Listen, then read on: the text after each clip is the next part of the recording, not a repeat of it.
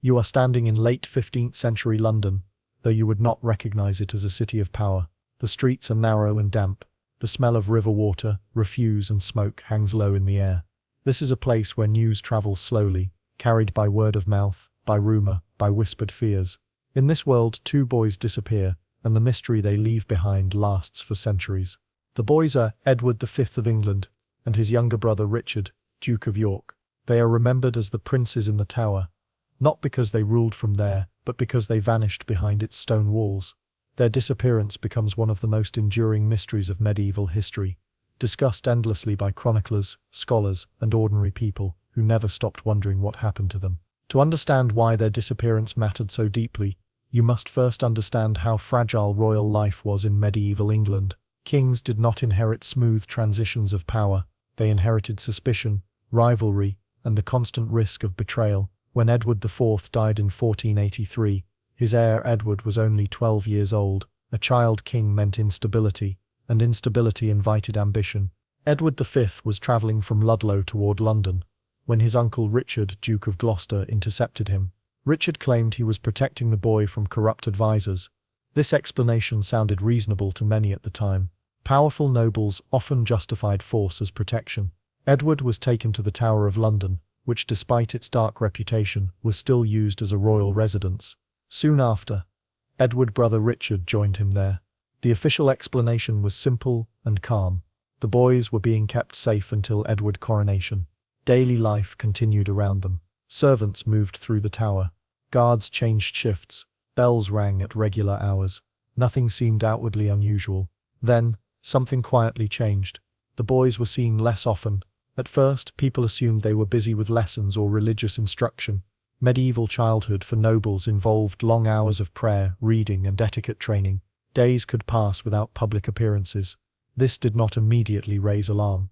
Over time, however, the sightings stopped entirely. No one outside the tower could say for certain when they were last seen.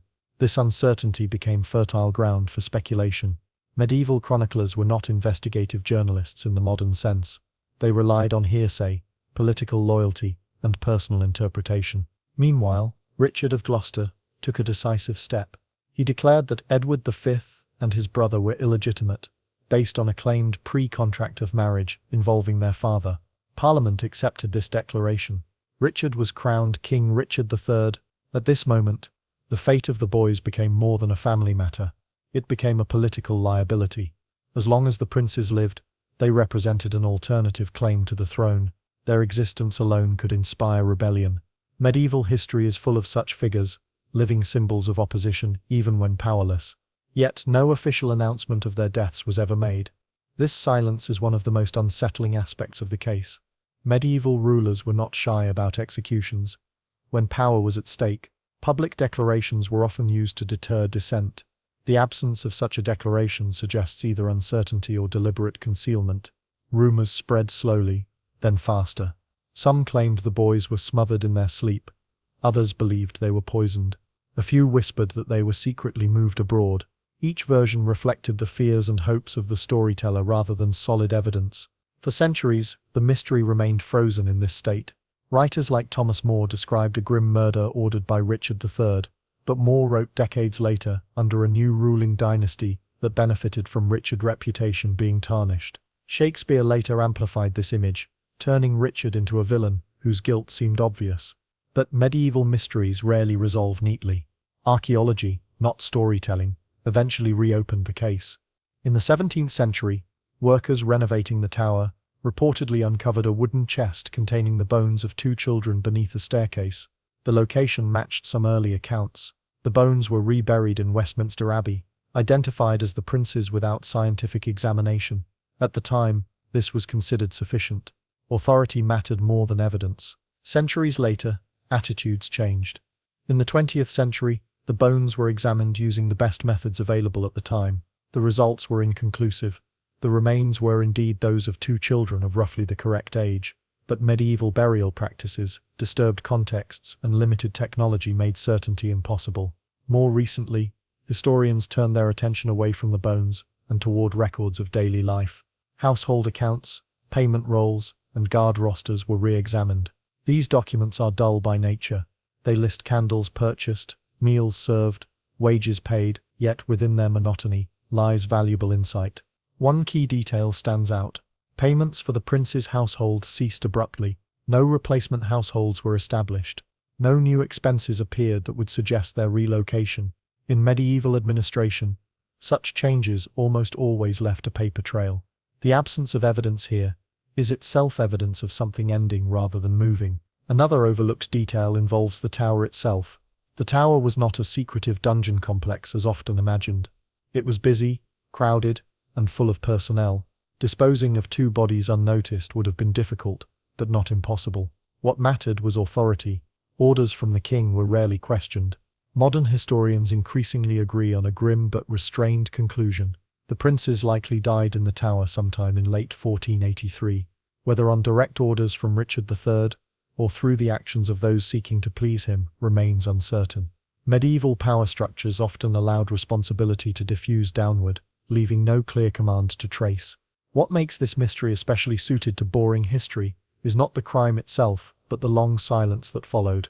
No dramatic confession, no discovered letter. Just the slow accumulation of administrative details, architectural studies, and political context that together suggest what likely happened without ever providing absolute proof. The mystery was not solved by a single discovery, but by patience, by accepting that medieval life was governed by routines, paperwork, and quiet decisions made behind closed doors. The prince's disappearance becomes less a tale of melodrama and more a reflection of how power functioned when children were political obstacles. And yet, even now, you are left with an uncomfortable question. If history can only offer probability rather than certainty, how many other quiet endings remain hidden behind official silence and lost records, waiting to be noticed only by those willing to read the dullest pages of the past? As you remain within the quiet stone walls of the Tower of London, the focus shifts away from rumour and towards something far less dramatic but far more revealing. You begin to notice the ordinary rhythms of medieval administration. These rhythms, slow and repetitive, are where modern historians have found their most persuasive clues. Section 2 is not about accusation or legend. It is about systems, habits, and the way medieval power actually worked when no one expected future generations to scrutinize every detail. The tower was not an isolated prison where events vanished without trace. It functioned as a small self-contained community. Guards were paid on schedule, supplies were ordered in bulk, meals were prepared according to strict hierarchies. Children of royal blood required tutors, attendants, clothing, candles, firewood, and medical care. Each of these needs produced records. You are invited to imagine the paperwork. It is not elegant. It is repetitive and tedious. Lists of bread loaves, payments for laundry, wages for servants whose names now mean nothing. This is where historians begin to look when stories conflict, because while people lie, systems tend to repeat themselves consistently. In the months following Edward V's arrival in the tower, household accounts show regular expenses associated with the boy's care. These records are unremarkable, which is exactly what makes them important. Nothing unusual happens until suddenly, quietly, those expenses stop, not gradually, not with explanation, they simply end. In medieval England, this kind of administrative silence usually meant death. When nobles died, their households were dissolved, servants were reassigned, payments ceased. There was no requirement to record the emotional significance of these changes.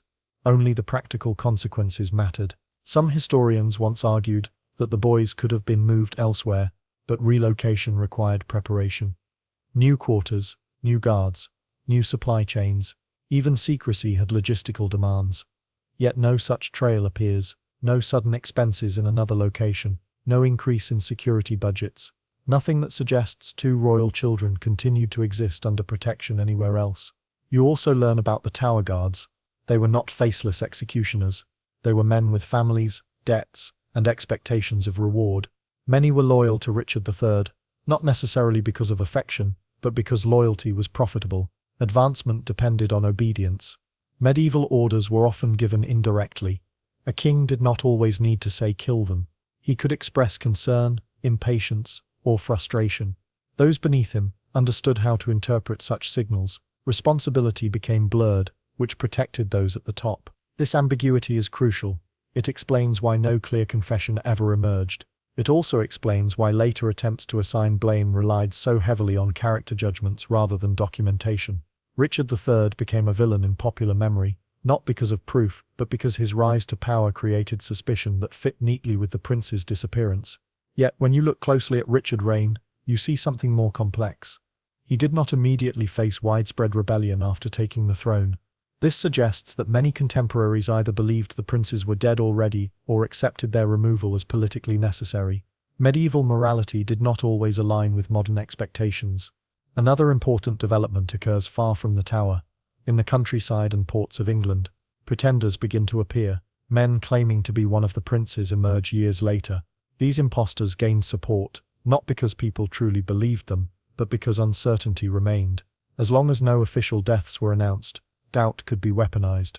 If the princes had been alive somewhere safe, producing them publicly would have been an extraordinary political move. No such appearance ever happened. Each failed rebellion built on rumor, rather than evidence. Over time, belief gave way to resignation. You now return mentally to the bones discovered centuries later. Their examination may not have provided certainty, but it did confirm something important. The remains were not buried with ceremony, they were hidden. This suggests fear, or haste, rather than honor. Medieval England valued ritual deeply, especially for royalty. A secret burial implies a desire to erase rather than memorialize. The refusal of modern authorities to allow further testing of the bones has itself become controversial. DNA analysis could potentially resolve questions of identity, yet permission has been denied, often citing respect for the dead. This hesitation reflects a lingering discomfort. Solving the mystery completely would require confronting the realities of medieval governance without the comforting distance of legend. As you listen, nearly falling asleep, you begin to understand why this mystery persisted for so long. Not because it was unsolvable, but because its solution is unsatisfying. There is no dramatic revelation, no final document, only the convergence of silence, routine, and probability. The princes did not disappear in a moment of chaos. They faded out of the records because someone decided they should no longer be part of the future. Their story reminds you that medieval history is often shaped not by grand events, but by quiet decisions carried out efficiently and without explanation. And yet, one uncertainty still remains. Even if the outcome seems clear, does understanding how the system worked truly tell you who made the final choice? Or does it simply reveal how easily responsibility vanished in a world where power spoke softly but carried absolute authority? You are now approaching the quiet end of a long inquiry, not marked by certainty, but by acceptance. By this point in the story, there is no dramatic revelation waiting behind a hidden door. Instead, the conclusion emerges slowly, like evening settling over stone buildings that have witnessed too much to remember clearly. This final section is where the mystery of the princes becomes less about what happened to two boys and more about what their disappearance reveals about medieval society itself. The reign of Richard III was short. He ruled for just over 2 years before dying at the Battle of Bosworth Field. His defeat ended the Plantagenet line and brought Henry Tudor to the throne. With that change came a new political reality. The fate of the princes was no longer a problem to solve, but a story to control. Henry VII benefited from the assumption that the princes were dead. Their survival would have threatened his legitimacy, just as much as it once threatened Richard. For this reason, silence continued. No investigation was reopened, no official inquiry was launched. The new regime allowed the story to settle into rumor and moral judgment, rather than evidence. Over time, the mystery hardened into tradition. Chroniclers repeated earlier accounts. Each retelling grew more confident, even as it moved further away from first-hand knowledge. By the time Tudor historians wrote their versions, the disappearance of the princes had become a moral lesson rather than a historical problem. Richard III was presented as a cautionary figure, a ruler whose ambition led to cruelty and downfall. This framing shaped centuries of understanding, yet when modern historians returned to the primary sources, they found less drama and more bureaucracy. Letters that mentioned nothing unusual, financial records that simply stopped, Tower staff who continued their work without comment. The absence of reaction became the strongest indication that something final had occurred. Archaeological evidence has added texture but not resolution. The tower remains a layered site, disturbed repeatedly over hundreds of years. Bones discovered there cannot speak clearly, even advanced science struggles when context has been lost. This limitation itself is instructive. medieval history often leaves behind fragments rather than answers. What has changed in recent decades is not the evidence, but the method. Historians no longer ask who was evil or innocent in a moral sense. They ask how decisions were made, how power was exercised, and how ordinary processes enabled extraordinary outcomes. From this perspective, the princes were not murdered in a dramatic act of villainy, they were removed quietly, because the system allowed it. Their deaths likely required no formal order, no signed document, no public execution. All that was needed was a shared understanding among those involved that the boys had no future role. Once that understanding existed, the machinery of medieval governance did the rest. Food stopped being ordered, servants were reassigned, rooms were repurposed. Life moved on. This is perhaps the most unsettling conclusion. The mystery was not solved by discovering a hidden killer or secret confession. It was solved by recognizing how easily human lives could disappear when they no longer fit the needs of power. The princes became a problem to be managed, not individuals to be protected. In modern times, the story still attracts attention because it resists emotional closure. There is no grave to visit with certainty, no final words to quote, only probability and silence. Yet this very lack of drama makes the case valuable for understanding medieval life as it truly was. You learn that medieval England was governed less by spectacle than by routine. Authority was maintained not through constant violence but through quiet compliance. People followed expectations because doing so ensured survival. Questioning orders rarely benefited anyone without power. The princes in the tower remind you that history is often shaped by what was never recorded. The most important moments may leave the fewest traces. While wars and coronations fill pages, the decisions that alter lives permanently may appear only as missing entries in an account book. Their story also explains why some mysteries endure even after they are effectively solved. The human mind seeks narrative satisfaction, not statistical likelihood. When history offers only the latter, discomfort remains, yet accepting that discomfort allows a more honest relationship with the past. As you rest with this conclusion, the tower no longer feels like a place of ghosts and secrets. It becomes something quieter and more ordinary, a building where people worked, ate, slept, and followed instructions.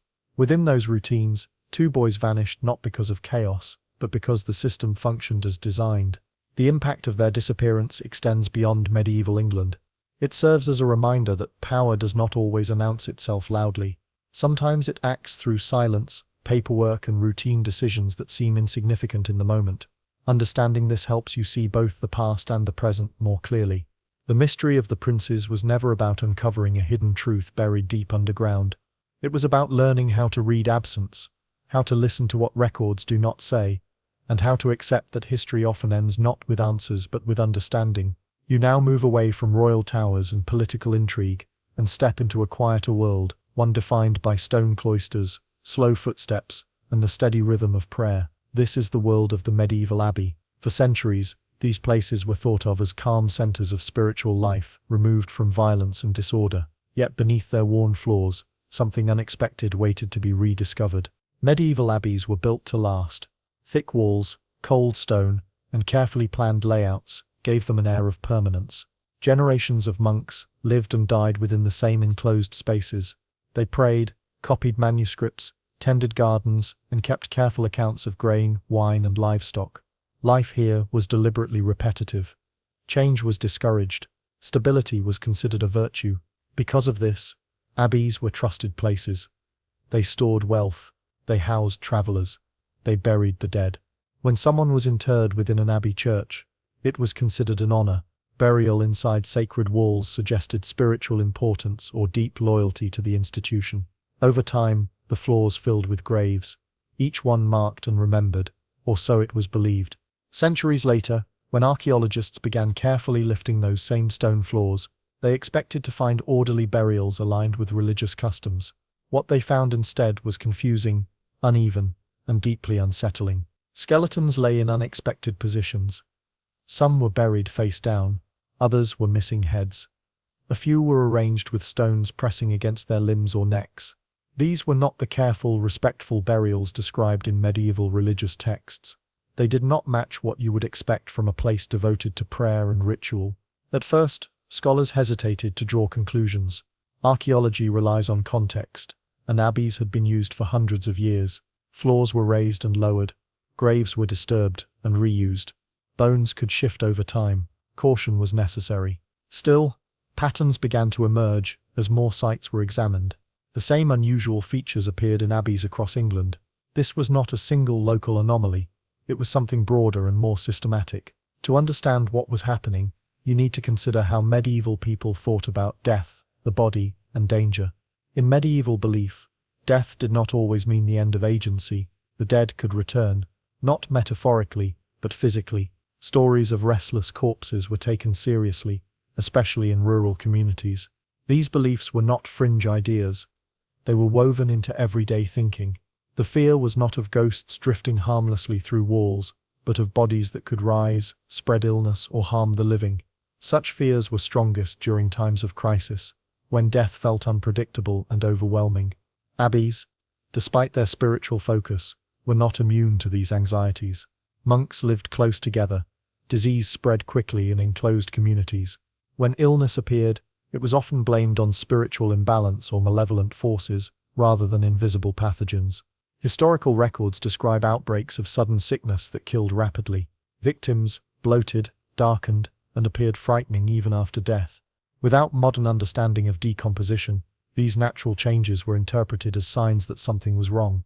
In response, medieval communities developed practical measures. They restrained bodies. They weighted them down. They buried them in ways meant to prevent movement. These actions were not acts of cruelty, but of protection. What makes the abbey skeletons remarkable is not just how they were buried, but where. These were not marginal figures placed outside sacred ground. They were buried within abbey churches themselves. This suggests that even monks, men trained in theology and scripture, shared the same fears as the wider population. Daily life in an abbey was disciplined, but fragile. Monks rose before dawn. They prayed multiple times a day. They ate simple meals and slept in communal dormitories. Illness disrupted this order quickly. A single sick monk could infect many others.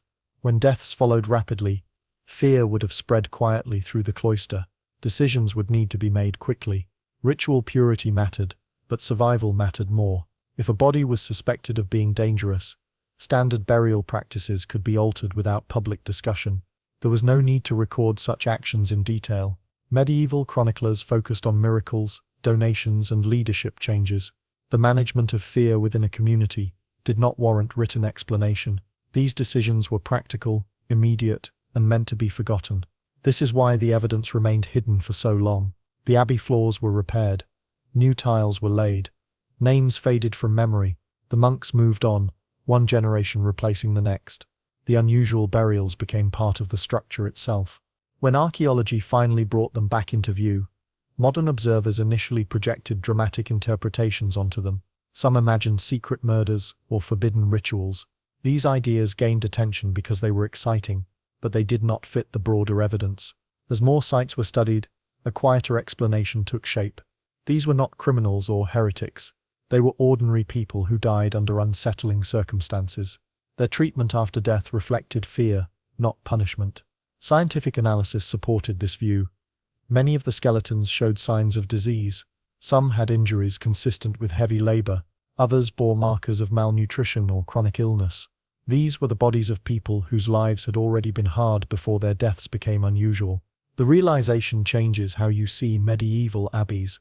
They were not sealed sanctuaries of calm belief. They were human spaces, shaped by uncertainty and anxiety. Even within sacred walls, fear influenced behavior. What makes this mystery especially suited to boring history is the absence of intention to hide wrongdoing. No conspiracy was involved, no secret cult, just a series of small, reasonable choices made under pressure, then forgotten as life resumed its repetitive rhythm. Yet one question remains unresolved at this stage. If these burials were responses to fear and disease, what specific events triggered them, and how did changing medieval understanding of illness eventually bring these practices to an end? You remain within the abbey, listening to the quiet routines that shaped daily life, because it is within those routines that the next layer of understanding appears. To explain why these unusual burials occurred when they did, you must step into periods of disruption that medieval communities experienced, not as isolated disasters, but as long, exhausting stretches of uncertainty.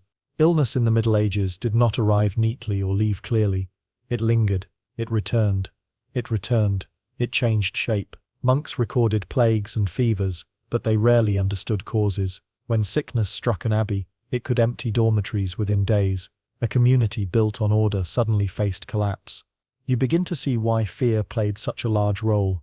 The abbey was not only a religious institution, it was an economic unit, a place of learning, and often a center of local authority. If too many monks died, prayers would go unsaid, fields untended, and obligations unmet. Survival of the institution mattered. Medieval medicine offered limited reassurance. Treatments were based on balancing humors, bloodletting, herbs, and prayer. When these failed, explanations turned toward spiritual causes. Sin, imbalance, or malevolent forces were blamed.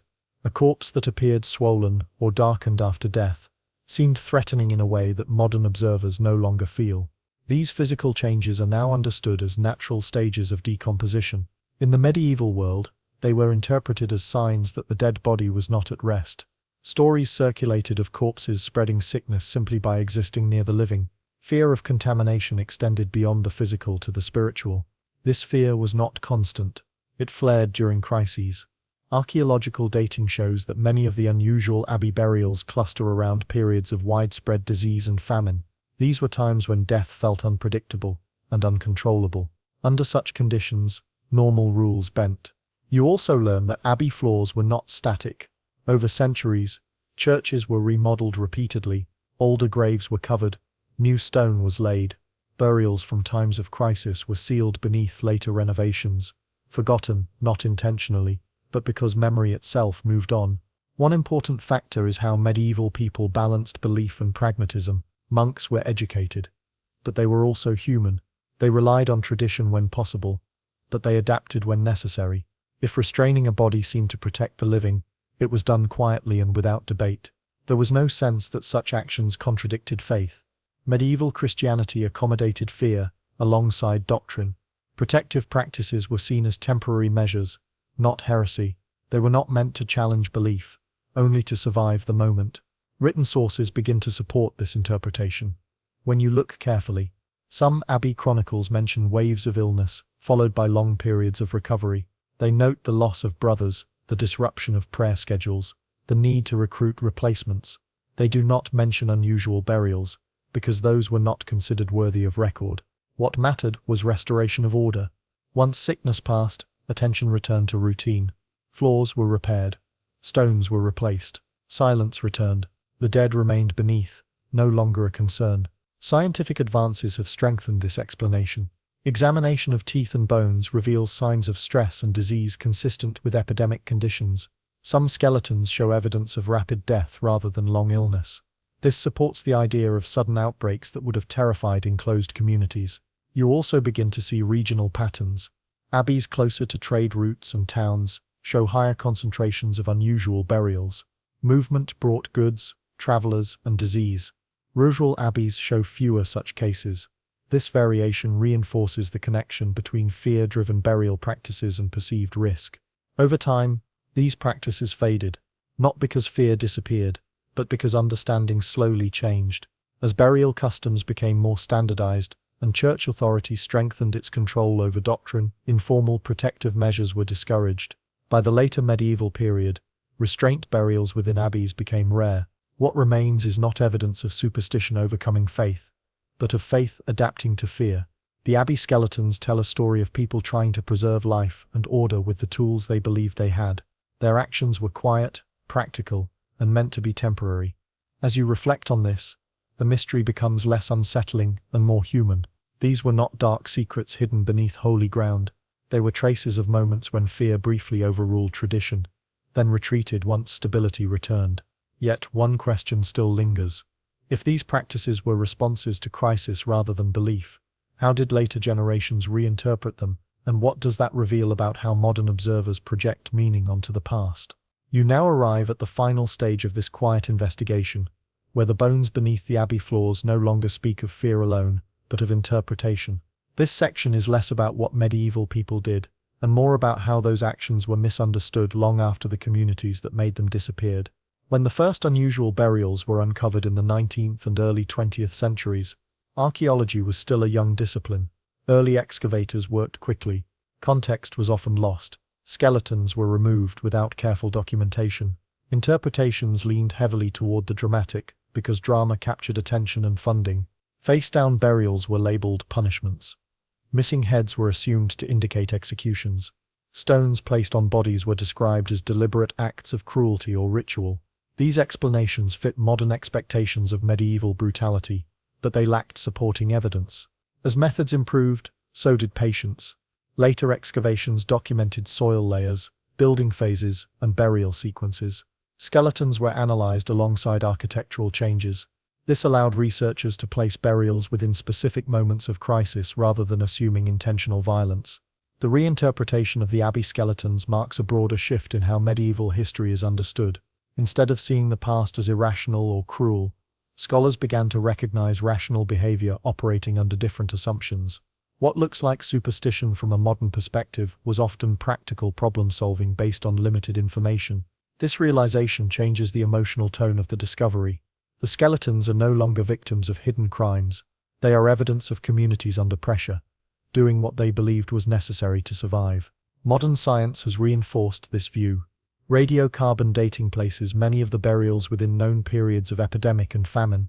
Isotopic analysis shows that the individuals were local, not outsiders or criminals brought in from elsewhere. They belonged to the community that buried them. In some cases, the skeletons show signs of respectful treatment alongside restraint. Hands were positioned carefully. Bodies were aligned with the church. This combination of reverence and fear is distinctly medieval.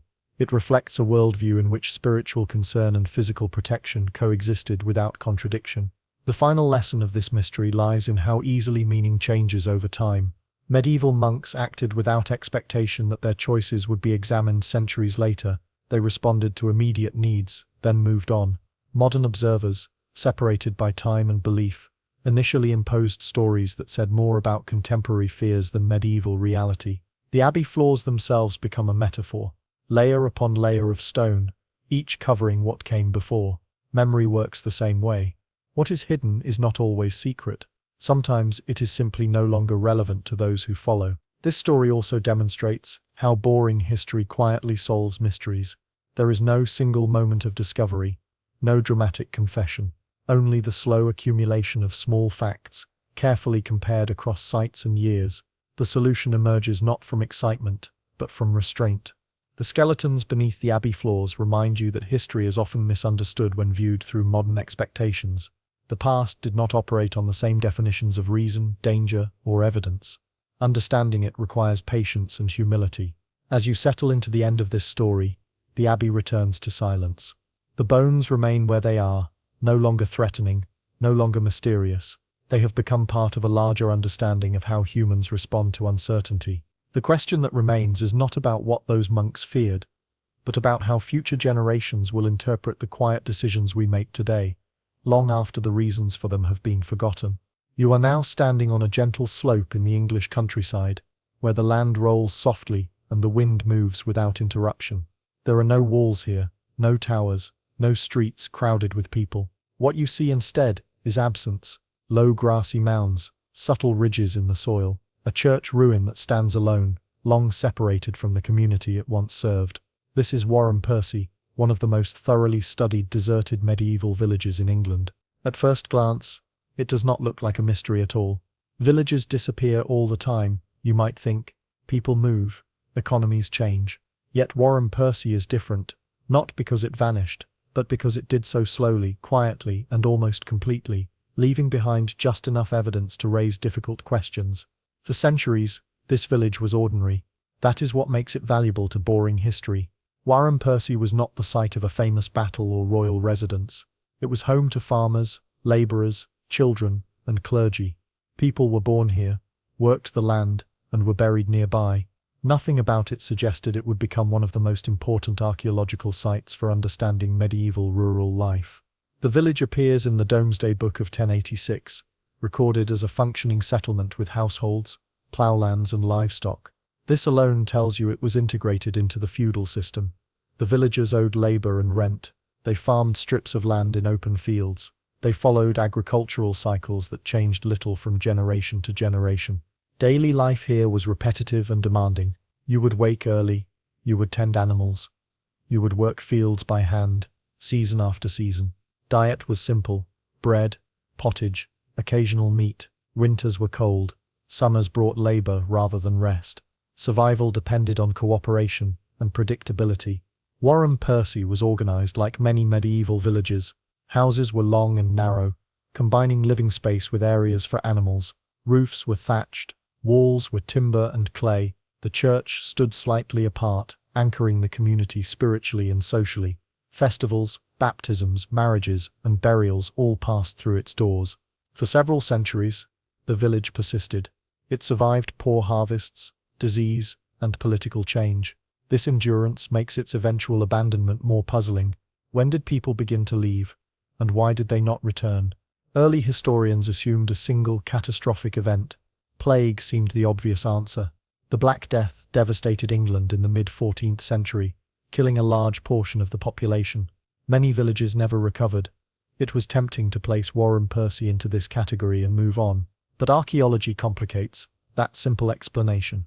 Excavations revealed that the village did not empty suddenly. Houses were abandoned at different times. Some were rebuilt, others fell into disuse gradually. The church continued to function long after much of the village had declined. You begin to see that Warren Percy faded rather than collapsed. This shift in understanding changes the entire nature of the mystery. Instead of asking what destroyed the village, historians began asking what made life there no longer viable. The answer lies partly in economics, a subject that rarely feels dramatic but shapes history profoundly. By the later Middle Ages, landowners across England began to rethink how their estates were used. Sheep farming became more profitable than growing crops. Wool was in demand. Grazing required fewer labourers. For landlords, this shift made sense.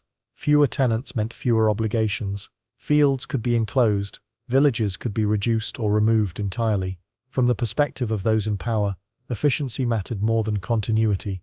Evidence from Warren Percy supports this interpretation. Field systems were altered. Houses were dismantled deliberately. Building materials were reused elsewhere. This was not abandonment due to desperation, but planned reorganization. Yet this explanation alone feels incomplete.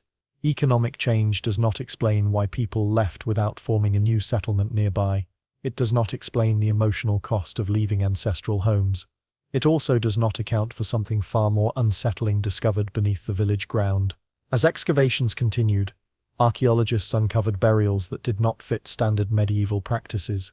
Human remains were found outside the churchyard. Some bones showed signs of burning, others had been broken intentionally after death. At first, this evidence was deeply confusing. These were not battlefield casualties. They were not plague pits. They appeared to be villagers themselves. This discovery shifted attention away from economics and toward belief, fear, and social tension. Medieval communities were tightly bound, but they were not free of anxiety. When hardship increased, explanations were sought. Illness, famine, and misfortune needed causes. Sometimes those causes were found within the community. The broken and burned bones suggest fear of the restless dead, similar to what you encountered beneath abbey floors. In Warren Percy, villagers may have believed that certain individuals posed a threat even after death. Such beliefs were not rare. They were responses to stress and uncertainty. Importantly, these practices appear toward the later phases of the village occupation. This suggests that as economic pressures increased and population declined, fear intensified rather than eased. Social cohesion weakened. Traditions bent. This complicates the idea that Warren Percy was simply erased by landlords. The villagers themselves were struggling long before the final departures. The village was not only economically unsustainable, it was socially strained. When you combine all this evidence, a layered picture emerges.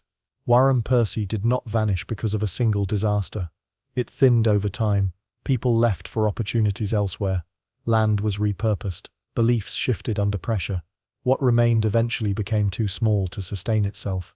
By the 16th century, only a few households remained. Eventually, even those disappeared. The church lingered, serving nearby farms, then fell silent as well. Grass covered foundations. Memory faded. What makes Warren Percy so valuable is that it allows you to see medieval life not at its height, but at its unraveling. It shows how ordinary places end, not with drama, but with a series of reasonable decisions made under changing conditions. And yet, a question remains unresolved at this point. If Warren Percy reflects broader patterns of rural decline, why did its villagers engage in such extreme burial practices near the end? And what does that reveal about fear, belief, and survival when a community senses its own disappearance? You remain among the low earthworks of Warren Percy, because this is where the quieter, more uncomfortable part of the story begins to emerge. The village is no longer just a place shaped by economics and land management. It becomes a place shaped by fear, uncertainty, and the slow erosion of trust within a shrinking community. As the population declined, daily life changed in subtle but important ways. Fewer people meant fewer hands to work the fields.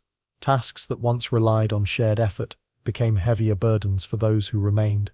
The rhythm of village life, once steady and predictable, began to fracture. In a medieval village, cooperation was not optional. Open field farming required coordination. Grazing rights depended on shared rules. Disputes were usually resolved through custom and collective pressure. When numbers dropped, these systems weakened. Conflict became harder to manage quietly. Archaeological evidence shows that later phases of Warren Percy were marked by reduced maintenance. Houses were repaired less often.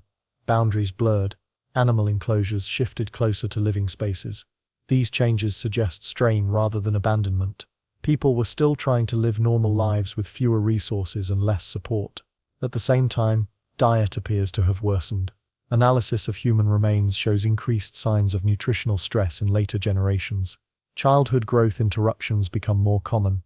Teeth show enamel defects linked to periods of hardship. These are not signs of sudden catastrophe, but of prolonged difficulty.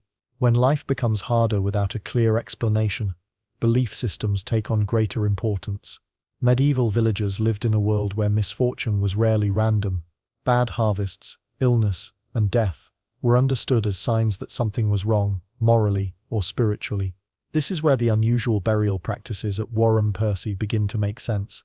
The bones found outside the churchyard, showing signs of burning and breakage, are now widely understood as evidence of apotropaic practices. These were actions meant to prevent harm, not to punish. The villagers were likely dealing with deaths that frightened them. Perhaps certain individuals died suddenly. Perhaps sickness followed their passing. In a small, stressed community, coincidence could quickly become explanation. Fear needed an outlet. Importantly, these practices did not occur at the height of the village prosperity. They appeared during its decline. This timing matters. When communities feel stable, they rely on tradition. When stability weakens, tradition becomes flexible. The people of Warren Percy were not abandoning Christianity. They continued to use the church. They continued to bury most of their dead according to custom. The unusual treatments were exceptions, reserved for moments when fear overrode normal expectations.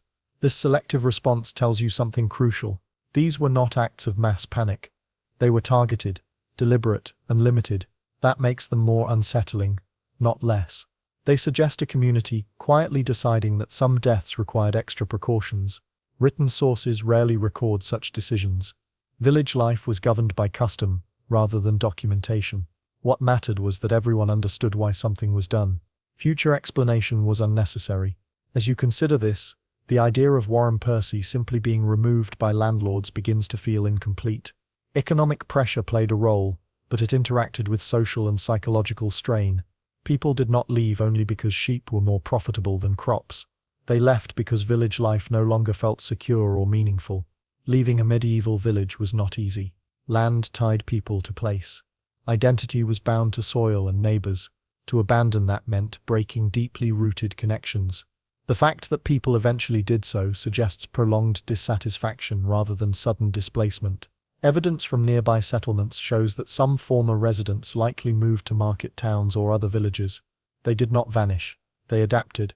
But Warren Percy itself could not recover once its social fabric thinned beyond repair. The church continued for a time, serving a scattered population. This lingering presence reinforces the idea of gradual decline. The village did not end with a single decision.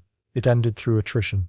By the time the final households left, Warren Percy had already ceased to function as a true community. What remained was a place of memory, rather than belonging. Fields became pasture, houses collapsed or were dismantled, paths faded into grass. The extreme burial practices, viewed in this context, appear as symptoms rather than causes. They reflect a community under stress, trying to manage fear with the tools available to it. They are not evidence of savagery, but of vulnerability. What makes this story particularly relevant to boring history is its ordinariness. Nothing about Warren Percy was exceptional at the time. Similar pressures affected many villages. Most simply disappeared without leaving enough evidence to be studied in detail. Warren Percy survived in the ground long enough to be examined, allowing you to see how decline unfolds when no single disaster can be blamed. It shows that villages do not always die from outside forces. Sometimes they slowly lose the reasons that once held people together. As you pause here, one question remains unresolved.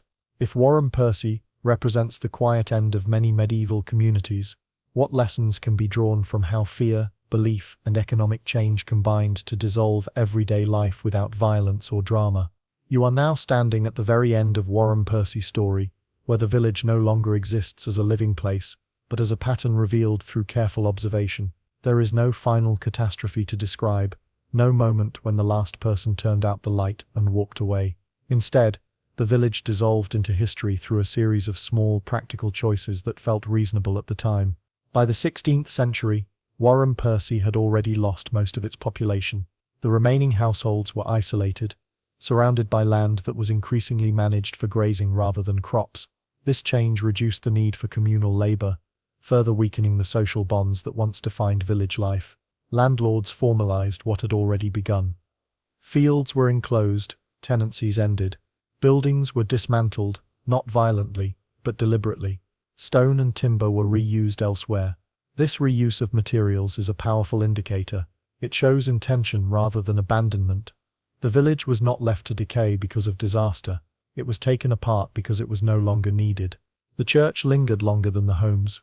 This is common in deserted villages. Churches served wider areas and carried spiritual importance that outlasted local population.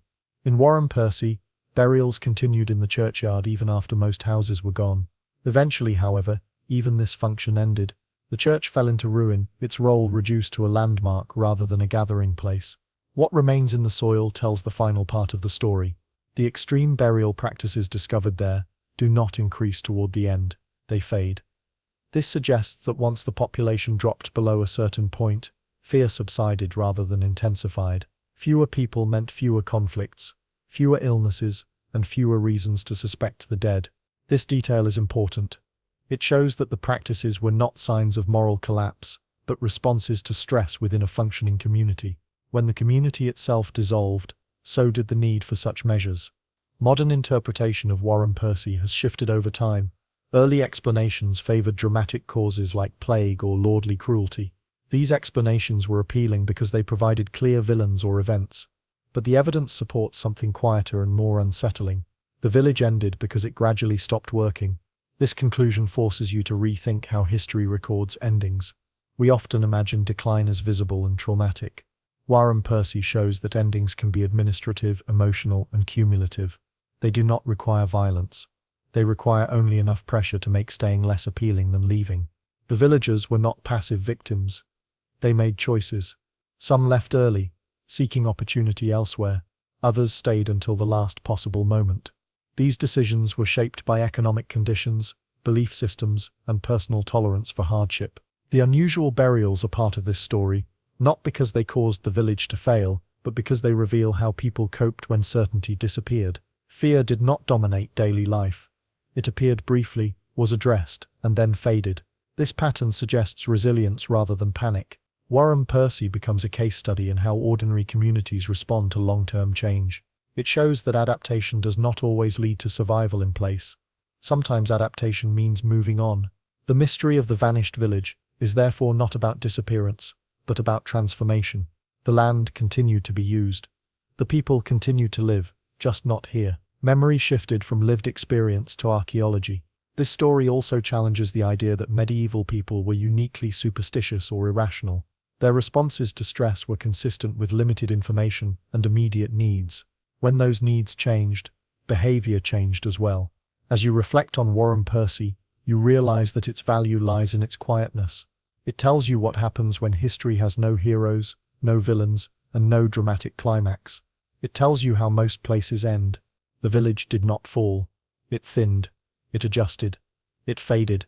And in doing so, It left behind a record that allows you to understand medieval life not as a series of great events, but as a long process of adaptation and acceptance. The unresolved thought that lingers is a simple one. If entire communities can disappear without disaster, how many other ordinary places have faded from memory, not because they failed, but because the world around them changed just enough to make staying no longer necessary? You now leave villages and abbey floors behind, and step into the streets of a medieval town, where stone buildings press close together, and daily life unfolds in narrow spaces.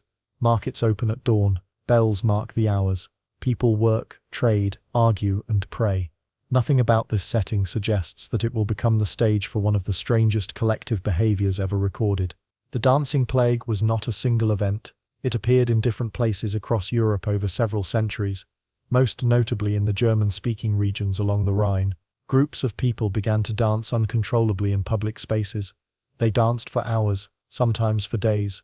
Some collapsed from exhaustion, a few reportedly died. At first glance, this sounds dramatic and inexplicable, the sort of story that invites supernatural explanations. Medieval writers sometimes described it that way, and later generations often followed their lead. Yet, when you slow the story down and examine the conditions carefully, the mystery becomes quieter and far more revealing. The most famous outbreak occurred in the city of Strasbourg in the early 16th century. It began with one woman dancing alone in the street. She did not appear joyful. She did not respond to others. Her movements were frantic and repetitive. Within days, others joined her. Soon dozens were dancing, then hundreds. Authorities did not know how to respond. Medieval medicine offered few tools for understanding mass behavior. Physicians believed in imbalances of bodily humors. Clergy looked for spiritual explanations. Civic leaders worried about order and productivity. Rather than stopping the dancers, officials made a decision that now seems deeply counterintuitive. They encouraged the dancing to continue. Platforms were built, musicians were hired. The belief was that the dancers were suffering from a condition that required movement to burn itself out. This response tells you something important. The dancing was not seen as entertainment. It was seen as illness. The dancers were not punished. They were managed. To understand why people danced, you must understand the environment they lived in. Late medieval Europe was a place of constant strain. Harvests failed, prices rose, disease returned repeatedly, religious anxiety was intense. The fear of divine punishment was woven into everyday thought. For ordinary people, stress had no clear outlet. Emotions were not discussed openly. Psychological distress was not recognized as such. It manifested physically. The body became the place where suffering appeared. The dancing plague fits into a broader pattern of medieval stress responses. People fainted in church. They experienced visions. They developed paralysis or blindness with no apparent cause. These were not deliberate acts. They were expressions of overwhelming pressure. In Strasbourg, records show that the outbreak occurred during a time of famine and economic hardship. Food shortages affected the poorest residents most severely. Malnutrition weakens the body and mind. Combined with fear and uncertainty, it created conditions where unusual behavior could spread. The dancing was contagious, not because of disease in the modern sense, but because of shared expectation and observation. When people saw others dancing uncontrollably, it provided a framework for expressing their own distress. This is how mass psychogenic illness operates. Though medieval people had no language for it, you might expect authorities to suppress such behavior quickly. Yet they hesitated. Punishment risked worsening the situation. Religious condemnation risked implying divine involvement, which could escalate fear. Encouragement seemed safer, even if misguided. As days passed, the toll became evident. Dancers collapsed from exhaustion. Some suffered injuries. Chroniclers mention heart failure and strokes, though medieval terminology was imprecise. What is clear is that the event was not harmless. Eventually, officials reversed their approach. Dancers were removed from the city center. Some were sent to shrines believed to offer healing. Over time, the outbreak subsided. What is striking is how little attention this event received afterward. It was recorded, but not deeply analyzed. Medieval chroniclers described it briefly, then moved on. There was no sustained attempt to understand cause. Later historians proposed various explanations. Poisoned grain containing ergot was one suggestion. This fungus can cause convulsions and hallucinations. While ergot poisoning did occur in medieval Europe, it does not fully explain the social pattern of the dancing outbreaks. Ergo causes pain and gangrene as well, which were not consistently reported. The more you examine the evidence, the more the explanation shifts away from toxins and toward context. The dancers were not random. They were often the poorest and most vulnerable. Women appear frequently in early stages, though men joined later. These patterns align with social stress rather than chemical exposure. The dancing plague was not entertainment. It was not rebellion. It was a symptom. It emerged where pressure was high and support was low. This is why the mystery faded rather than being solved outright. Once conditions improved, outbreaks became less frequent. As medical understanding changed and social structures shifted, the behavior no longer appeared in the same form. Yet at the time, no one could say why it happened. They could only respond. As you listen, nearly drifting towards sleep, the image of people dancing themselves into exhaustion becomes less strange and more familiar. You recognize the pattern of bodies expressing what words could not. And so you are left with a question that remains open at this stage. If the dancing plague was not caused by poison or possession, but by stress shared across a community, what does that suggest about the quiet pressures medieval people carried every day, and how many other behaviors have been misunderstood because their causes were too ordinary to notice? You remain in Strasbourg's crowded streets, imagining the pressure building quietly behind closed doors before it erupted in public movement. Understanding this outbreak requires looking beyond the dramatic image of people dancing for days and examining the subtle forces shaping their lives. The story of the dancing plague is not about spectacle, but about human resilience and the way ordinary stress can manifest in extraordinary ways. In 16th century Strasbourg, daily existence was harsh for many residents. Food scarcity was common, particularly for the urban poor. Grain prices fluctuated unpredictably, and repeated bad harvests caused chronic hunger. Families often survived on bread and pottage, occasionally supplemented with small amounts of meat or fish. Malnutrition weakened the body and impaired mental and emotional resilience. A small spark of stress could manifest physically when the body was already taxed. At the same time, religious anxiety weighed heavily. The Reformation was underway, challenging long-established beliefs.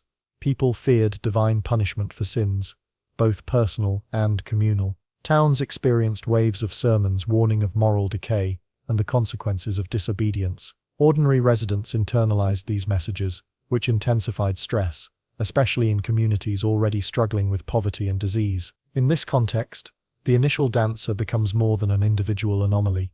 She embodies a collective expression of unspoken suffering. Observers of her movements could recognize the same strain in themselves. The body became a medium for expressing distress that could not otherwise be articulated. Once others joined, the behavior reinforced itself. This phenomenon, later understood as mass psychogenic illness, depended on observation, expectation, and social cues. Officials attempted to manage the situation in ways that now seem counterintuitive. By allowing dancing to continue, they believed they were mitigating a spiritual or medical crisis. Platforms were set up for musicians, and spectators were sometimes encouraged to cheer the dancers. This response reflected an understanding of the social dimensions of the problem. Suppressing the behavior could worsen panic, whereas managed expression might allow the crisis to burn itself out.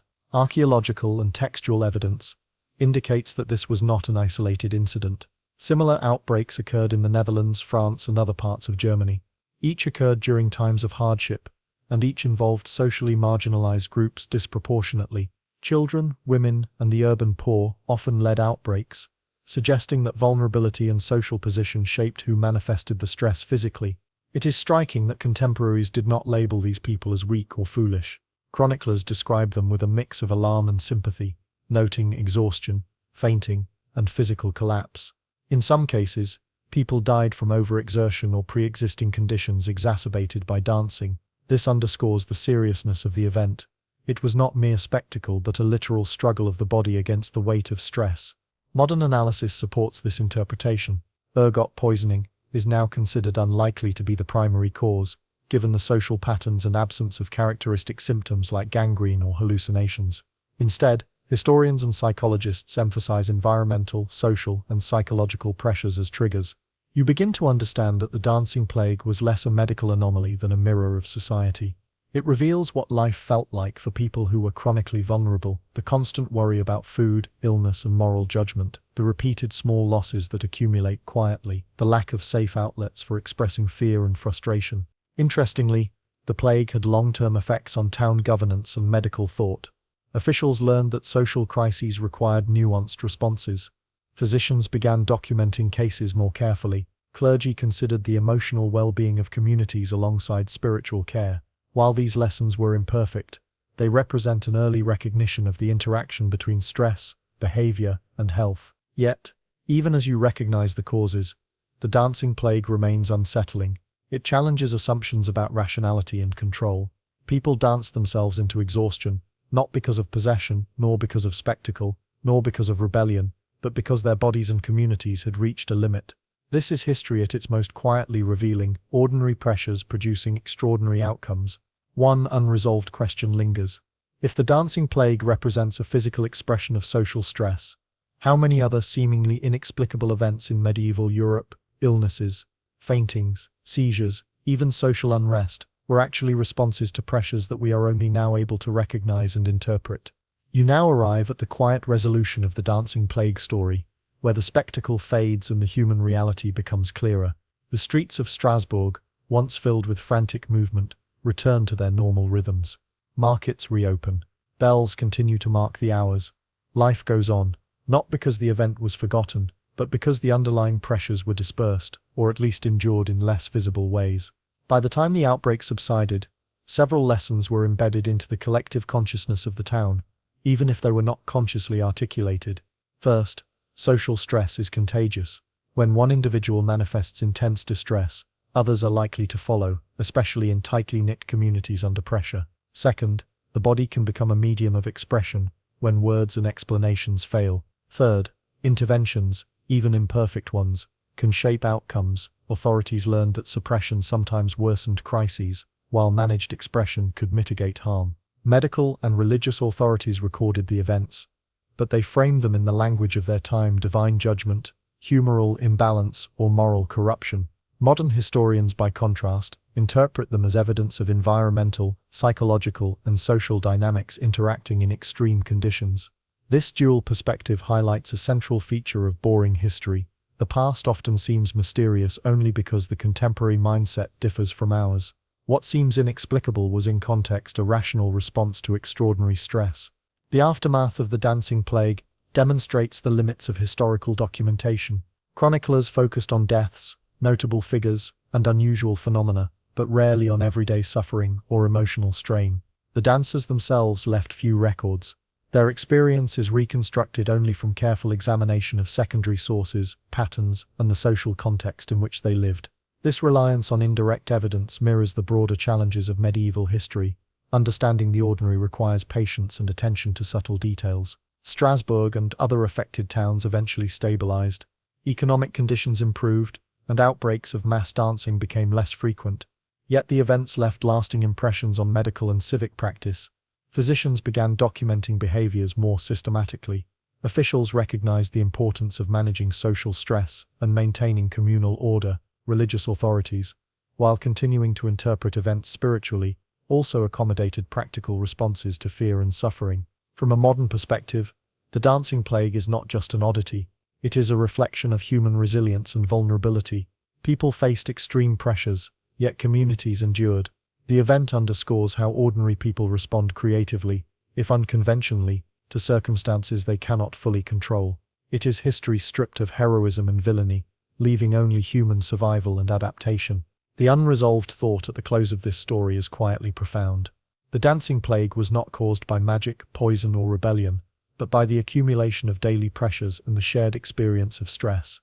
If such invisible forces could produce extraordinary events in Strasbourg, how many other moments in medieval Europe, and indeed in human history more broadly, were shaped not by decisions and deeds, but by the quiet, invisible weight of human vulnerability? You now turn your attention to a remote and sacred landscape, where the mountains of northern Greece rise sharply against the sky, and the Aegean Sea glints in the distance. Here, on the rocky peninsula of Mount Athos, monastic communities have lived in relative isolation for centuries. The place is both spiritual and practical, a landscape shaped by devotion and survival. And yet, even here, history reveals a subtle and perplexing mystery: the gradual disappearance of entire groups of monks, leaving behind only fragments of their daily lives. Mount Athos is not a single monastery, but a peninsula of monasteries, sketes, and hermitages. Monks lived under strict rules of communal prayer, labor, and fasting, with each monastery operating semi-independently. Their days were filled with repetitive tasks, copying manuscripts, tending gardens, maintaining buildings, and praying at fixed hours. Food was simple, isolation was valued, silence was observed, life was predictable, disciplined, and austere. Yet, even within these carefully regulated lives, monks sometimes vanished. Not in dramatic exile or as a result of attack, but quietly, gradually, leaving behind cells, tools, and manuscripts. Modern historians initially assumed that political pressures or invasions had forced their departure. Ottoman incursions, piracy, and taxation certainly affected the peninsula. But the records and archaeological evidence tell a more subtle story. In the 13th and 14th centuries, Mount Athos experienced waves of population fluctuation. Some monasteries grew, while others shrank. Records indicate that certain monastic houses lost dozens of members over decades, yet there was no record of mass migration or external destruction. Instead, the changes appear to be driven by internal conditions: disease, diet, labor demands, and the psychological strain of monastic life. Daily life on Mount Athos was rigorous. Monks endured long hours without modern medicine, faced limited nutrition, and relied on physically demanding labor to maintain their isolated communities. Food shortages, especially during harsh winters, could lead to malnutrition. Illness spread quickly in communal settings, and medical knowledge was limited to herbal remedies and spiritual intervention. Psychological pressures were equally significant. Monks were expected to achieve spiritual perfection through discipline, solitude, and prayer. Failures were internalized, creating emotional stress. Those unable to meet the demanding expectations sometimes left quietly, either joining other monasteries or disappearing from records entirely. Archaeological evidence supports this pattern. In abandoned cells and monastic libraries, you find partially completed manuscripts, tools left mid-task, and personal items carefully stored but never reclaimed. These traces suggest departure without immediate calamity. The monks did not die violently. They did not flee en masse. They simply vanished, absorbed back into surrounding communities, or moved elsewhere, leaving only material echoes. Mount Athos was not unique in experiencing these subtle disappearances. Across the medieval world, religious communities faced similar pressures, yet their isolation on a rugged peninsula preserved traces that would otherwise have vanished. The combination of harsh environment, demanding routines, and limited resources created a fragile balance.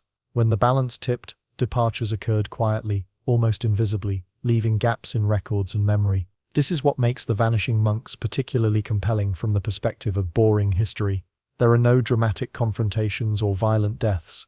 Instead, the story is about how ordinary human endurance intersects with extreme discipline, isolation, and expectation. It is a tale of subtle attrition, revealing how lives can disappear without leaving obvious marks in chronicles or legal documents. Yet at this stage, one question remains unresolved. If these disappearances were gradual and unremarkable to contemporaries, why did some monasteries decline more than others, and how did environmental, social, and spiritual pressures combine to shape who stayed and who quietly vanished?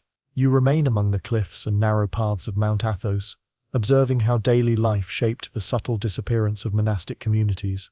To understand why certain monasteries declined more than others, you need to examine the interplay of environmental conditions, social structure, and spiritual expectation, all of which combined to influence who remained and who quietly left. The environment of Mount Athos was unforgiving. Steep slopes and rocky terrain made agriculture difficult. Water was scarce in some areas, and winters brought snow and freezing temperatures that made travel and labor challenging. Monks relied on small gardens, terraces, and occasional trade with the outside world. Crops failed unpredictably, and food shortages were not rare. Even a minor disruption could destabilize the delicate balance of daily life. Isolation compounded the difficulty. Monks lived in remote cells or small clusters, often kilometers from the nearest monastery. Travel between settlements was arduous, and communication was limited. While isolation was valued for spiritual reflection, it also amplified the effects of sickness, injury, and stress. A single illness could affect a significant portion of a small cell, leaving the remaining monks overworked and exhausted. Social hierarchy within the monasteries played a critical role.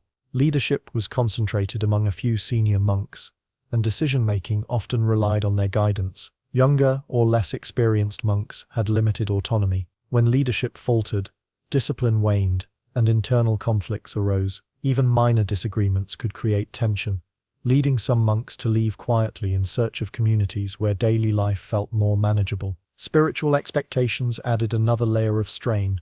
The ideal monastic life demanded rigorous prayer schedules, fasting, celibacy, and manual labor. Monks were expected to maintain both physical endurance and spiritual purity. Failures were internalized, often resulting in guilt, despair, or emotional exhaustion. Unlike secular communities, where failure could be mitigated through social flexibility, the monastic code allowed little deviation. Those unable to sustain the lifestyle were faced with a choice: persevere at the cost of health and morale, or leave quietly. Evidence from material culture supports this. Abandoned cells contain carefully arranged personal items, suggesting deliberation rather than abrupt flight. Manuscripts are left unfinished, tools lie unused, and food stores remain untended. These traces indicate that monks departed gradually, taking only what was portable and leaving the rest behind.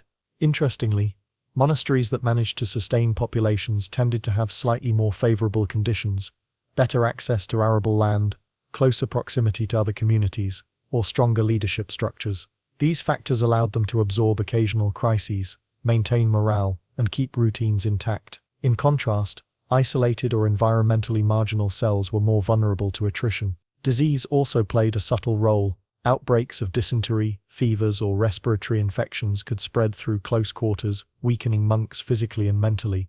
Without modern medicine, recovery was slow. Survivors often faced reduced capacity to perform labor, which increased strain on the remaining members. Over time, attrition accelerated, leaving some monasteries partially or completely deserted. Yet despite these pressures, monks did not vanish from Mount Athos entirely. Some left their cells for neighboring monasteries, integrating into other communities while continuing their spiritual pursuits. Others returned to lay society, carrying knowledge, manuscripts, and skills learned in isolation. This movement allowed the monastic network to persist even as individual cells dwindled. The pattern that emerges is one of quiet resilience, coupled with gradual attrition. Monks did not abandon faith, but adjusted their circumstances when survival required it. Disappearance was rarely dramatic. It was incremental, almost invisible, leaving only traces in abandoned spaces and partial records. One unresolved question remains at this stage. If environmental hardship, social pressure, and spiritual expectation together caused gradual disappearance, what specific events or conditions pushed some monks past the tipping point? And why did certain monasteries recover while others never regained their former populations? You now reach the final stage of this story, where the subtle patterns of attrition among Mount Athos monasteries come into focus. The narrative is not marked by dramatic battles, epidemics, or expulsions, but by the quiet rhythm of daily life and the incremental choices that shaped survival and disappearance over decades. By the 16th century, several monastic cells had lost most of their members. In some cases, fewer than a dozen monks remained in settlements that had once housed dozens. Buildings fell into partial ruin. Manuscripts remained unfinished, and tools lay unused. Yet other monasteries persisted, continuing their routines of prayer, labor, and scholarship. The contrast is striking, demonstrating that minor differences in environment, leadership, or social cohesion could determine the fate of a community.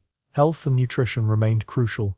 Monks in more accessible or fertile areas could maintain a basic diet, whereas those in marginal locations experienced repeated shortages. Even minor deficiencies affected physical resilience, labor capacity, and morale. Fatigue and malnutrition exacerbated the stresses of spiritual discipline, creating a feedback loop in which small disadvantages accumulated into serious vulnerability. Leadership proved equally decisive. Monasteries with strong, capable abbots or experienced elders maintained discipline, distributed labor effectively, and mitigated internal conflicts. Those without such guidance experienced gradual breakdown, routines slipped, interpersonal tensions grew, and younger or weaker monks quietly departed. Leadership thus functioned as a stabilizing force that could compensate for environmental or social difficulties. Spiritual expectation, which was central to monastic identity, had both protective and destructive effects. Devotion provided purpose and structure, helping monks endure extreme conditions, yet it also imposed a rigid framework that magnified failure and stress. Monks who could not meet these high standards often left quietly, choosing survival over perfection. These departures were deliberate, not impulsive, highlighting the role of choice even in extreme circumstances. By examining the archaeology of Mount Athos, historians have confirmed that disappearance was rarely sudden. The evidence, empty cells, unfinished manuscripts, personal effects carefully stored, points to an orderly departure rather than chaotic flight. Monks often relocated to more stable communities, taking their knowledge and skills with them. The monastic network persisted even as individual cells dwindled. The broader lesson of the vanishing monks lies in the intersection of human endurance, environmental limits, and social dynamics. Even communities dedicated to spiritual discipline were not immune to attrition. Survival depended on the careful balance of health, resources, leadership, and psychological resilience. When any element faltered, monks quietly exited, leaving traces for historians to reconstruct centuries later. This story also illuminates the subtle ways history preserves itself. Unlike dramatic battles or political upheavals, the disappearance of monks leaves faint but meaningful traces: mounds of earth, abandoned manuscripts, and scattered personal belongings. These fragments tell of lives lived under constraint, of communities balancing devotion and practicality, and of the quiet erosion of human presence over time. In reflection, the vanishing monks of Mount Athos offer a lesson beyond monastic life. They demonstrate that survival is never guaranteed, even for those committed to a disciplined existence. History often records grand events, but the more ordinary, cumulative processes, attrition, adaptation, and quiet departure, shape the world in ways that are equally important, yet far less visible. The unresolved thought that remains is subtle yet profound. If entire monastic communities could vanish without violence or scandal, leaving only careful traces behind, how many ordinary lives and communities throughout history have similarly disappeared, quietly reshaping the social and spiritual landscapes without ever being fully recorded? You now turn your attention to a darker corner of medieval history, where silence and secrecy dominate. In various parts of Europe, particularly in France and Germany, there are records of prisoners forced to wear iron masks. These individuals were not ordinary criminals. Their identities were hidden, their voices often silenced, and the reasons for their imprisonment obscured, even in official records. The mystery of the iron masks has intrigued historians for centuries, because unlike castles, battles, or chronicles, these masks leave behind almost no explanation, only tantalizing hints. The use of iron masks appears sporadically, most famously in the late 17th century in France, yet examples in the medieval period were not unknown. Contemporary records describe prisoners brought into secure facilities, restrained in ways that emphasized concealment. Some masks covered the entire face, while others were partial, intended to prevent speech or recognition. The psychological effect of wearing such a device was profound. The prisoner was reduced to silence and anonymity, isolated from both the world and their own identity. Iron masks were not merely instruments of punishment. They were tools of control and secrecy. Medieval authorities, both secular and ecclesiastical, valued discretion. When a prisoner possessed sensitive knowledge, whether about political intrigue, heresy, or noble disputes, the mask served to prevent both escape and communication. In some cases, the masks ensured that even guards could not easily identify or empathize with the captive. The prisoner became a living cipher, an embodiment of the power of the state or monastery to suppress information. The most detailed accounts come from prisons associated with monasteries or fortified castles. Monks and guards recorded unusual prisoners with care, noting their arrival, behavior, and special treatment. Masks were crafted individually, often by blacksmiths familiar with both security and durability. They were heavy, uncomfortable, and designed to resist removal. Prisoners had to be fed carefully, their movements monitored, their interactions limited. Why such extreme measures were necessary often remains unclear. Sometimes, the masked individuals were accused of treason, espionage, or violent crime.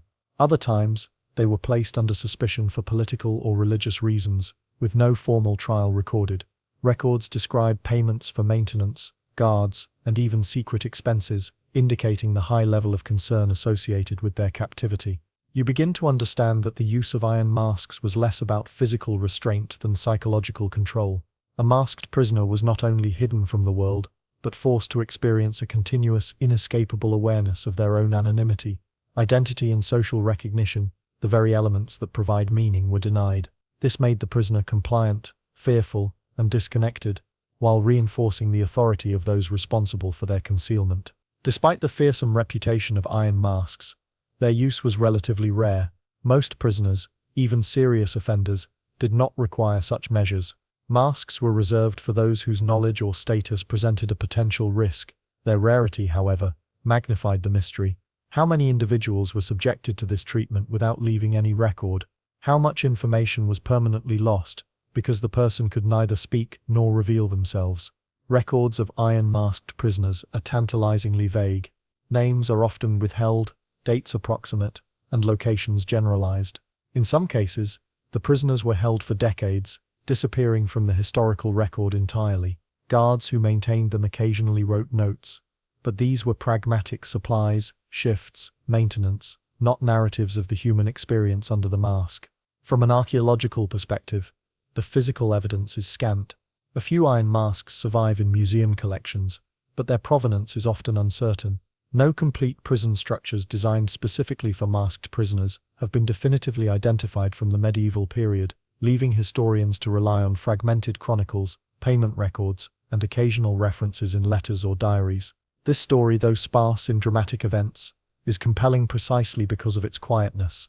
The iron mask represents not a spectacle, but a methodical and calculated use of power to manage knowledge, perception, and compliance. It reminds you that history is not only shaped by wars, treaties, or revolutions, but also by subtle instruments of control, designed to erase voices and memories without leaving obvious traces.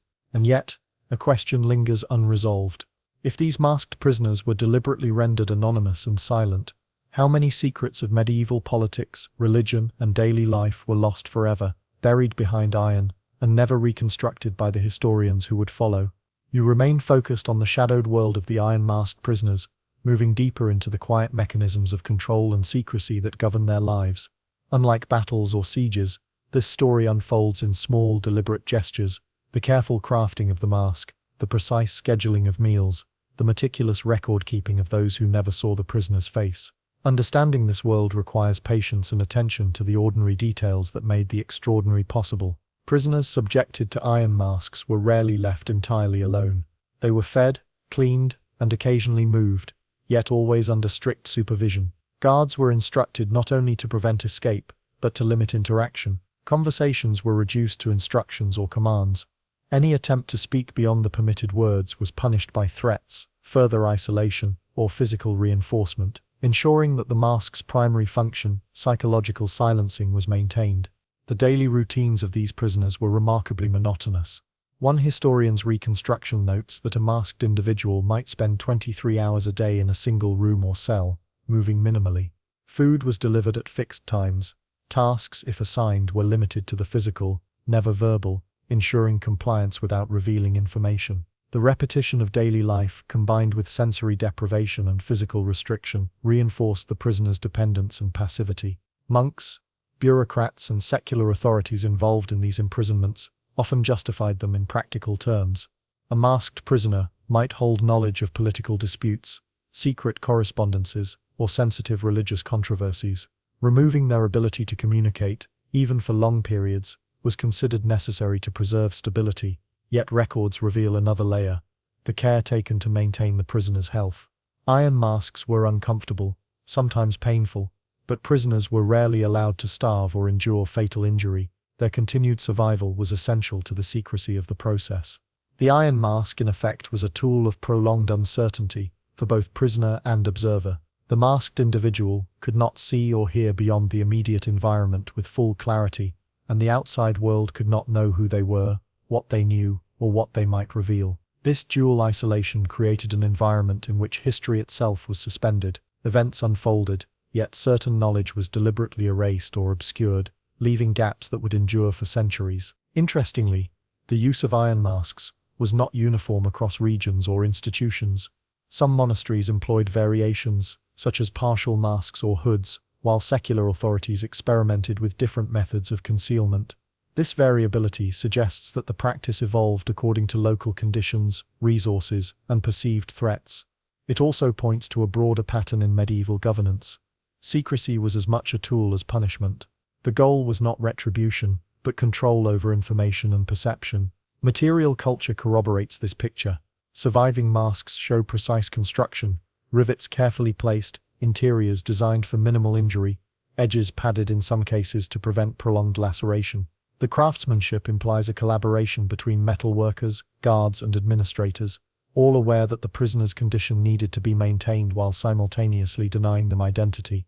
The social implications are subtle but profound. Ordinary people, even within monastic or civic circles, rarely encountered such prisoners directly. Stories of masked individuals circulated as rumors, heightening the sense of danger or divine retribution. Fear of the unknown reinforced obedience and compliance in the broader community. The masked prisoner thus became a symbol of control, both visible and invisible, shaping behavior without direct confrontation. From a modern perspective, the story is both mundane and unsettling. There are no battles, no dramatic escapes, no public executions. The drama lies in the calculated patience, years of anonymity, isolation, and meticulous management. History records only fragments, payments for ironwork, cryptic entries in monastery accounts, occasional mention in letters. The human experience, the fear, the despair, the loss of identity, remains largely inferred, reconstructed from subtle clues, rather than explicit narrative. The unresolved question at the close of this section deepens the mystery. If iron-masked imprisonment was designed to erase memory and knowledge, how much medieval history, political intrigue, religious disputes, personal testimonies was permanently lost, hidden behind iron, and unknowable to those who would follow? You now arrive at the final chapter of the Iron Mask story, where the quiet power of anonymity and secrecy comes into full view. Unlike castles or battlefields, the prisons that housed these masked individuals were unremarkable structures, stone rooms, narrow corridors, and locked doors. Yet within this ordinary architecture, history itself was suspended. Prisoners were reduced to silence, their identities obscured, and their knowledge carefully contained, effectively erasing them from the public record. By the later medieval period, the use of iron masks had evolved into a deliberate instrument of social and political control. Officials realized that visibility could be dangerous. A known prisoner might garner sympathy, inspire resistance, or expose sensitive information. The mask, combined with strict routines and isolation, ensured that the prisoner's influence was nullified without recourse to physical harm. Survival mattered more than punishment, and secrecy mattered more than spectacle. Records indicate that some prisoners remained masked for decades. They were fed, clothed, and occasionally moved, but their social existence was obliterated. Guards documented supplies, not personal observations. Chroniclers occasionally noted their presence, but rarely their identity. The prisoner's existence was recognized only in the narrowest sense, as an object of management rather than a person. The psychological dimension is crucial. Being forced into anonymity, deprived of communication, and constantly aware of observation created a form of extreme social isolation. Monks, bureaucrats, and guards became the prisoner's entire world. Daily life became a series of predictable, controlled events. The mask turned time into repetition, erasing individuality while preserving life itself. Iron masks also served as symbols beyond their immediate function. The very idea of an unseen, unidentified captive reinforced authority. Rumors of masked prisoners circulated in towns and monasteries, creating a sense of omnipresent power. Citizens, monks, and officials internalized the message. Knowledge could be controlled, voices could be silenced, and secrecy was absolute. This indirect influence extended far beyond the walls of the prison. Yet, even in their silence, these prisoners shaped history in subtle ways. The absence of their testimony created gaps that historians have spent centuries trying to interpret. Political decisions were made with incomplete information. Religious disputes proceeded without certain witnesses. Personal stories vanished into anonymity. The masked prisoner's enforced silence had consequences far beyond the immediate moment. Material evidence confirms the careful attention paid to both concealment and survival. Surviving masks are meticulously constructed, suggesting collaboration among skilled craftsmen, administrators, and guards. The objects themselves embody a paradox. They preserve life while erasing identity. This deliberate tension captures the essence of medieval control: pragmatic, calculated, and psychologically sophisticated. As you reflect on the story, it becomes clear that the mystery of the iron masks is less about what was done to the prisoners, and more about what their absence allowed others to do. History proceeded, decisions were made, and social order was maintained, all because certain voices were deliberately removed from the conversation. The masks were not punishment alone. They were instruments of invisibility and influence, shaping events silently and invisibly. The unresolved thought that lingers is both haunting and quiet. If entire lives could be managed, erased, and concealed behind iron without leaving comprehensive records, how much of medieval history has been lost, not to destruction but to deliberate silence, and what other secrets, stories, or knowledge remain forever hidden, because their bearers were never allowed to speak. You now turn your attention to the small towns that once flourished along the rivers of medieval Europe, where commerce, travel, and community life converged on narrow streets and wooden bridges spanning turbulent waters. These were not the grand cities of kings and cathedrals, but modest settlements, often overlooked in chronicles. Yet their histories reveal a quiet and puzzling pattern, the gradual disappearance of entire towns, sometimes leaving only the foundations of buildings and the echoes of foot traffic across long-forgotten bridges. Bridge towns occupied a precarious position. Their existence depended on trade and travel, as merchants crossed rivers with goods ranging from grain and wine to textiles and iron tools. Towns collected tolls, offered lodging, and provided small markets. Bridges, often constructed of wood with stone supports, were vital infrastructure. They connected not only geography, but also economic networks, linking rural producers to urban centers and facilitating regional commerce. Life in these towns was highly structured. Households clustered near the river or bridge for convenience. Blacksmiths, bakers, and innkeepers worked in close quarters. Markets operated according to seasonal rhythms, and guilds or local councils regulated trade and craft. Residents depended heavily on one another. A failed harvest or disrupted supply chain could ripple across the entire town, affecting livelihoods, food security, and social stability. Yet these towns were vulnerable. Rivers were unpredictable. Seasonal floods could wash away bridges, damage houses, and destroy stored goods. In winter, ice could block trade routes or destroy wooden structures. Maintenance was labor-intensive and costly, requiring collective effort. When communities shrank or lost skilled labor, repairs lagged, and infrastructure deteriorated. The bridge itself, once the lifeline of the town, could become a symbol of fragility. Historical records suggest that many bridge towns experienced long-term decline rather than sudden catastrophe. Population data, often reconstructed from tax rolls, indicates gradual reductions over decades. Families moved away, seeking more secure or prosperous locations. Markets dwindled, and guilds weakened. The town's economic foundation eroded slowly, leaving empty houses and abandoned workshops. Disease and public health added another layer of vulnerability. Medieval rivers were often polluted, and sanitation was minimal. Epidemics, such as typhoid or cholera outbreaks, though not always recognized at the time, could strike populations already weakened by malnutrition or poverty. Mortality rates were high, and recovery was uneven. Surviving families often chose to relocate, rather than remain in a precarious environment. Social cohesion was equally critical. Bridge towns relied on cooperation for defense, maintenance, and trade regulation. When social bonds weakened, through emigration, internal disputes, or the loss of skilled labor, the community could no longer function effectively. The town might persist physically for a time, but it had lost the capacity for self-maintenance. Slowly, buildings fell into disrepair. The market ceased operations, and bridges decayed. In some cases, external forces accelerated decline. Political instability, changes in trade routes, or competition from nearby towns drew commerce and residents away. However, the most common factor appears to have been a combination of environmental pressure, economic vulnerability, and social attrition. A quiet collapse rather than a dramatic destruction. Archaeological surveys support this pattern. Excavations of former bridge towns reveal foundations of houses, remnants of wooden bridges, and pottery fragments, but little evidence of sudden disaster. Instead, the material record shows incremental abandonment. Roofs collapsed, walls crumbled, and streets became overgrown. The town disappeared gradually, leaving traces that speak of everyday life rather than catastrophe. This story highlights a feature of boring history. Significance does not require drama. The slow disappearance of bridge towns reflects the fragility of medieval communities dependent on natural resources, labor cooperation, and continuous maintenance. Ordinary pressures, environmental stress, economic shifts, demographic change, could quietly erase an entire settlement. And yet, a question remains unresolved. If so many bridge towns vanished quietly, what patterns of human decision, social cohesion, and environmental management determined which towns survived, and which slowly faded into obscurity?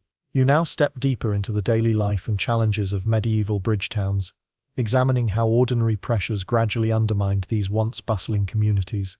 Survival in such towns required constant attention to both human and environmental factors, and even minor disruptions could accumulate over time, ultimately leading to quiet disappearance. Rivers were both lifeline and threat. They provided water for drinking, irrigation, and trade, yet their flow was unpredictable. Seasonal floods could erode riverbanks, damage bridges, and sweep away storage areas or homes. Wooden bridges required continual maintenance, replacement of rotting timbers, reinforcement of supports, and protection against ice and debris. When labor was unavailable, or funds were scarce, repairs lagged, leaving the town increasingly vulnerable to disruption. Economic dependence on trade amplified fragility. Bridge towns were nodes in regional networks, relying on merchants, travelers, and local producers. Any interruption, whether due to conflict, shifts in trade routes, or competition from nearby towns, could reduce income, limit access to goods, and destabilize livelihoods. For towns with narrow economic margins, even a minor downturn could trigger emigration, as families sought better opportunities elsewhere. Population dynamics played a crucial role. Tax records and parish registers indicate slow declines in households over decades. Families left gradually rather than abruptly, sometimes relocating to urban centers or more prosperous villages. As residents departed, labor shortages emerged, impacting bridge maintenance, agricultural production, and market activity. This loss of skilled workers created a feedback loop. Fewer repairs and less commerce further encouraged remaining inhabitants to leave. Public health pressures exacerbated these challenges. Rivers often carried waste, and sanitation infrastructure was minimal. Contaminated water contributed to outbreaks of gastrointestinal illnesses and other diseases. Mortality rates fluctuated with seasonal conditions, particularly during summer heat or winter cold, when resources were strained. Survivors often chose relocation as a safer alternative to remaining in increasingly precarious towns. Social cohesion was another key factor. Bridge towns depended on communal labor for maintenance, defense, and trade regulation. The departure of influential families or skilled workers undermined these networks. Conflicts between remaining residents, disputes over tolls or market rights, and declining participation in collective activities weakened the social glue that had previously held the town together. Gradual erosion of trust and collaboration meant that even small problems became harder to address. Interestingly, environmental conditions often intersected with human decision-making in subtle ways. Towns situated on more stable riverbanks, or with multiple trade routes, were more resilient. Those on marginal land, prone to flooding, or with limited access to fertile hinterlands, faced persistent stress. Even minor differences in geography or infrastructure could determine whether a settlement survived for generations or faded slowly from memory. Material evidence confirms the pattern of quiet decline. Archaeological excavations reveal buildings abandoned gradually, foundations intact, walls partially collapsed, hearths filled with debris. Streets become overgrown, bridges deteriorate, and personal items are left behind in situ, suggesting that residents departed not in panic, but as part of an incremental process. Markets close quietly, inns stop welcoming travelers, and life diminishes over decades rather than days. The story of these towns highlights a recurring theme in medieval history: the interplay of ordinary pressures shaping extraordinary outcomes. Decline was rarely caused by a single catastrophe. Instead, it was the cumulative effect of environmental, economic, and social factors acting over long periods. Understanding this pattern challenges assumptions about historical significance. It is not always the dramatic events that shape the past, but the slow, persistent pressures that quietly reconfigure communities. A question remains unresolved as you consider these vanished towns. If the slow collapse of bridge towns depended on a combination of environmental fragility, economic dependence, and social cohesion, what specific thresholds or tipping points determined whether a town could endure adversity or quietly fade from history? You now arrive at the conclusion of the Bridgetown story, where the slow, incremental processes that led to their disappearance become unmistakably clear. By the 17th century, many once thriving settlements along Europe's rivers had vanished or shrunk to hamlets, leaving only remnants of streets, bridge foundations, and scattered building materials. The towns did not fall in a single dramatic moment. They faded quietly, a testament to the persistent effects of ordinary pressures over generations. The fate of these towns illustrates the complex interplay between environment, economy, and society. River dynamics remained a constant challenge. Floods could destroy infrastructure, while droughts affected trade and agriculture. Maintenance required collective labor, but as populations declined, fewer hands were available to repair bridges, reinforce banks, or manage marketplaces. What had once been routine work became increasingly burdensome, forcing remaining residents to choose between investment and abandonment. Economic shifts compounded the issue. Trade routes evolved over time, and towns not on major roads or river paths lost significance.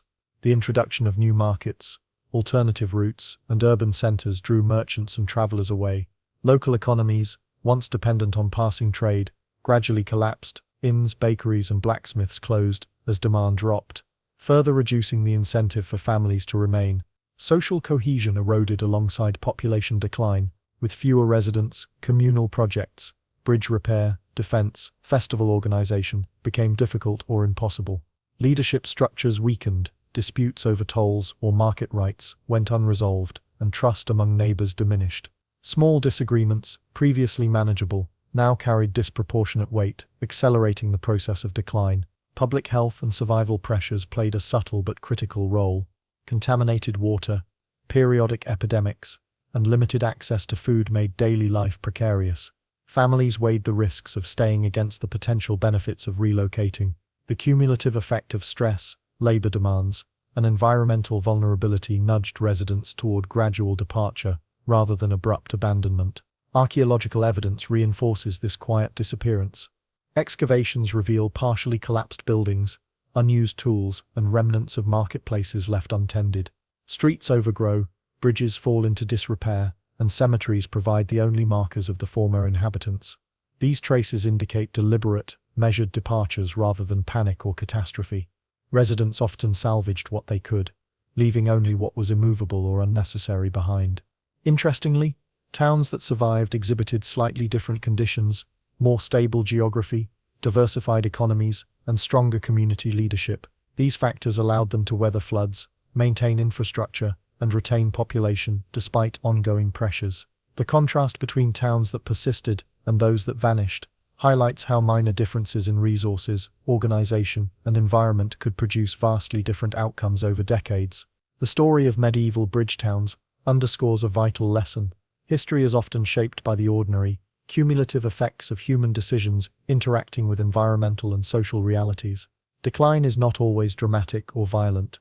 Sometimes, it is a quiet, incremental process, leaving only material traces and sparse records for future historians to interpret. Ordinary pressures, labor, water management, trade, population shifts, can determine the fate of entire communities, even without wars, plagues, or political upheaval.